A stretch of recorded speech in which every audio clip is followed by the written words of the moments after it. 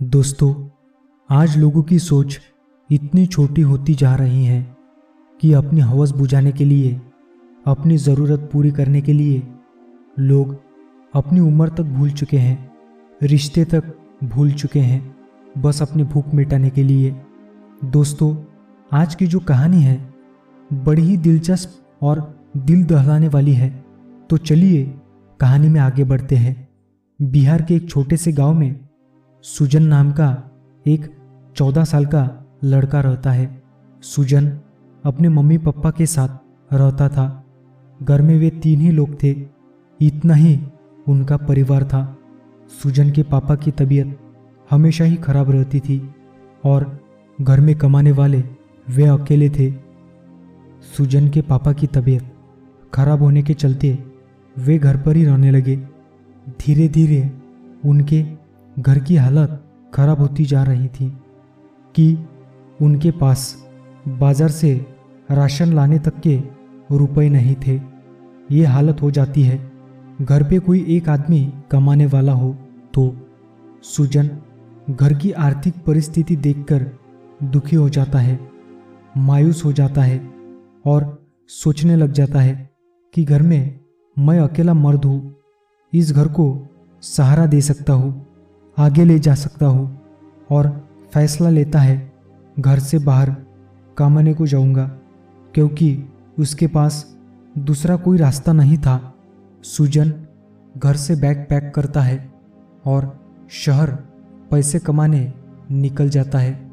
शहर जाने के बाद उसे एक बड़ी कंपनी के बाहर चाय कैंटीन में जॉब मिल जाती है, चाय सर्व करने की। कंपनी में सभी लोग वही चाय पीने आते थे।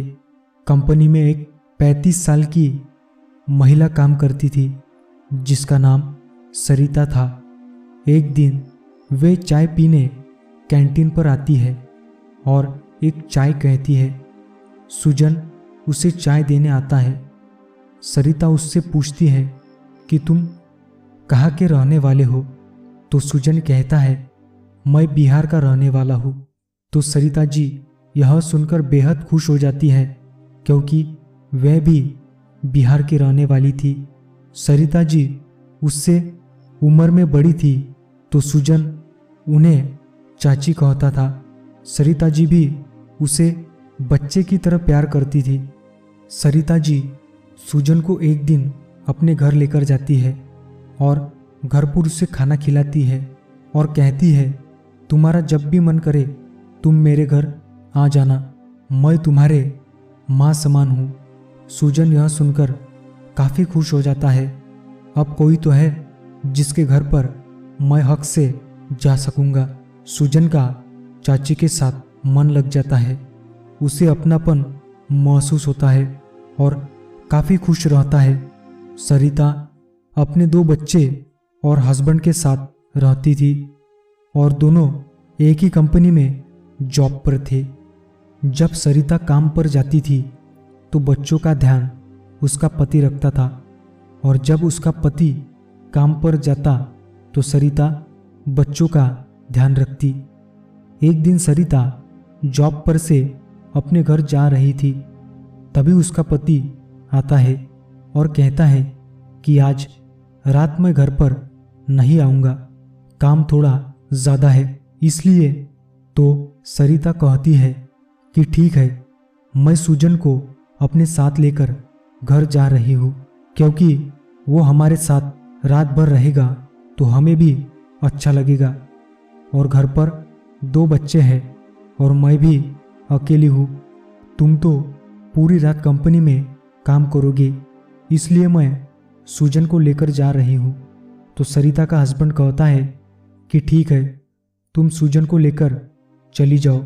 सरिता सुजन को घर लेकर आती है, उसे खाना खिलाती है और खुद भी खाती है। खाने के बाद सुजन को एक अलग रूम देती है सोने के लिए और वो अपने बच्चों के पास आकर अलग रूम में सो जाती है। सरिता जी को नींद नहीं आती।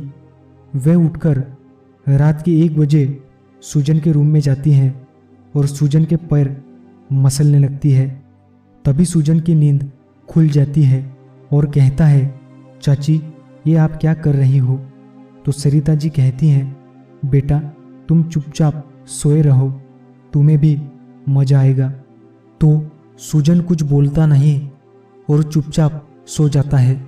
सरिता जी उसके साथ वो वाला गंदा काम करने लग जाती है, यानी उसके साथ फिजिकल हो जाती है।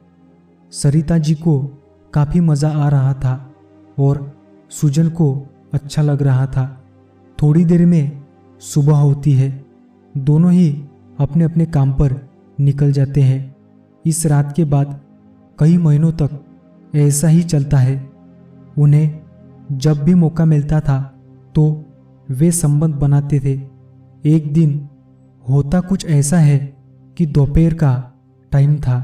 सरिता सुजन के साथ संबंध बना रही थी दोपहर में ही कि तभी अचानक उसका पति रूम पर आ जाता है और देखता है कि सुजन के साथ उसकी पत्नी आपत्तिजनक हालत में पड़ी हुई दिखाई देती है। लेकिन उसका पति कुछ कहता नहीं और वहाँ से अपने रूम में चला आता है। जब सरिता अपनी हवस खत्म करके अपने रूम में आती है तो देखती है उसका पति पहले से ही रूम में बैठा है। सरिता थोड़ी डर जाती है कि मेरे पति ने सब देख लिया है। सरिता चुपचाप खड़ी रहती है। तब उसका पति उसे बैठाकर समझाता है कि वो लड़का नासमझ है, बच्चा है, लेकिन तुम तो समझदार हो। तुम उस छोटे से बच्चे के साथ ऐसा कैसे कर सकती हो? और सुजन को भी बैठकर समझाते हैं कि आगे से ऐसा गंदा और घिनौना काम कभी मत करना। यहाँ पर मामला शांत हो जाता है। सुजन अपने काम पर वापस चला जाता है और 4-5 दिन तक सरिता जी के घर पर नहीं आता। 5-6 दिन बीत जाते हैं। अब सुजन को उसकी बहुत याद आती है, क्योंकि उस बात की उसे आदत लग चुकी थी। वो रह नहीं पा रहा था और खुद अपने मन से सरिता जी के घर जाता है और सरिता जी से मिलता है। उन दोनों में कोई पर्दा, कोई शर्म नहीं थी, क्योंकि उन्होंने पहले ही संबंध बनाए थे। उसके बाद दोनों संबंध बनाने लग जाते हैं। दोस्तों, तभी संयोग से उसी दिन भी सरिता जी का पति घर आ जाता है और दोनों को उस हालत में देख लेता है। इस बार सरिता जी को बहुत डांट पड़ती है और उनकी पिटाई भी करते हैं और गुस्से से कहते हैं, तुम मेरे साथ रहने लायक नहीं हो, मुझे तुमसे तलाक चाहिए। सरिता अपने पति से कहती है, तुम्हारे दोनों बच्चों को लेकर यहाँ से चले जाओ, मैं अपनी जिंदगी सुजन के साथ बिता लूंगी। सरिता का हस्बैंड अपने दोनों बच्चों को लेकर अपने गांव चला जाता है। इधर सरिता और सुजन एक ही रूम में रहने लगते हैं। सुजन भी काफ़ी खुश था सरिता के साथ, उसको अच्छा लगने लगा था। अब दोनों ही एक साथ अपने अपने काम पर जाया करते थे और एक साथ ही वापस आया करते थे और रात में एक ही रूम में संबंध बनाते थे। ऐसे ही 4-5 महीने बीत जाते हैं। एक दिन सरिता सुजन से कहती है कि तुम मुझसे शादी कर लो, लेकिन सुजन मना कर देता है और कहता है, मैं अभी तुमसे शादी नहीं कर सकता। मेरे मम्मी पापा इस शादी के लिए कभी हाँ नहीं करेंगे, क्योंकि मेरी उम्र अभी 14 साल है और आपकी उम्र 35 साल है।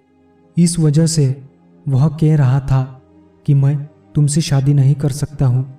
लेकिन सुजन को बहुत ज़्यादा डराया जाता है, उसको हैरास किया जाता है और कहा जाता है, तुम मुझसे शादी नहीं करोगे तो मैं तुम्हारे साथ क्या करूँगी, तुम सोच भी नहीं सकते। सुजन अब सरिता जी से डरने लगा था, क्योंकि उसकी उम्र अभी 14 साल है और वह अभी शादी नहीं कर सकता था। लेकिन फिर भी उसको शादी करने के लिए दबाव बनाया जा रहा था। तभी सुजन एक ऐसा कदम उठाता है जिसकी वजह से उसकी जिंदगी हमेशा के लिए बर्बाद हो जाती है। सुजन यह सोचता है कि अगर मैं सरिता जी को मार देता हूँ तो शायद सब कुछ ठीक हो जाएगा और मैं बच जाऊंगा, फिर मुझे परेशान करने वाला कोई नहीं होगा। तभी सुजन बाजार जाता है और वहाँ से चाकू खरीद लाता है। जिस बेड पर दोनों संबंध बनाते थे उसी बेड के नीचे छिपा लेता है। जैसे ही रात होती है दोनों अपने अपने काम पर से वापस आते हैं। खाना खा के बेड पर संबंध बना रहे होते हैं तभी सुजन बेड के नीचे से चाकू निकालता है और सरिता जी के गले पर वार करता है और देखते ही देखते सरिता जी की मौत हो जाती है। सुजन उसे उसी हालत में छोड़कर अपने काम पर भाग जाता है। जब सुबह होती है तो सरिता जी के घर का दरवाज़ा खुला था। जब आसपास के लोग सरिता जी से मिलने आए तो उन लोगों ने देखा कि सरिता जी की लाश बेड पर पड़ी है। जब ये बात पुलिस को पता चलती है तो पुलिस डेड बॉडी की जांच पड़ताल करती है। पुलिस उसके पति को फ़ोन करती है तो वो कहता है मुझे उससे कोई मतलब नहीं, लेकिन पुलिस उसे पूछताछ के लिए बुलाती है। फिर सरिता का पति उन पुलिस वालों को सारी बात बताता है कि सरिता ने मुझे धोखा दिया था। उसने एक छोटे से बच्चे के साथ इतना गंदा और घिनौना काम वो करती थी जिस वजह से सरिता को मैंने छोड़ दिया था और वो भी मुझे छोड़कर जा चुकी थी। मुझे नहीं पता कि सरिता की मौत कैसे हुई है।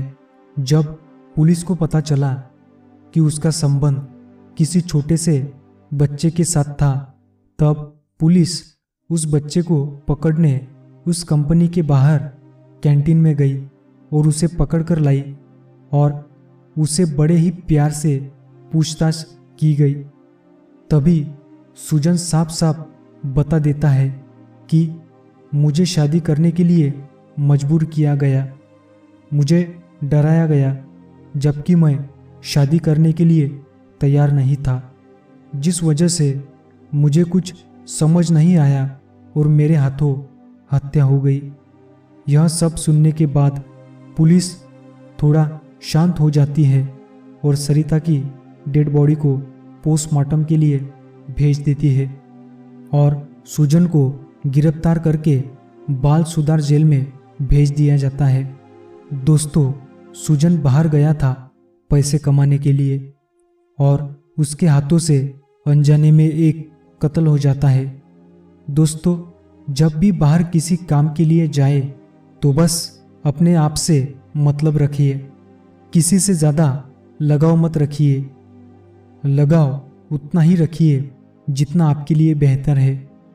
जो हालत सुजन की हुई है वो हालत कल को आपकी भी हो सकती है।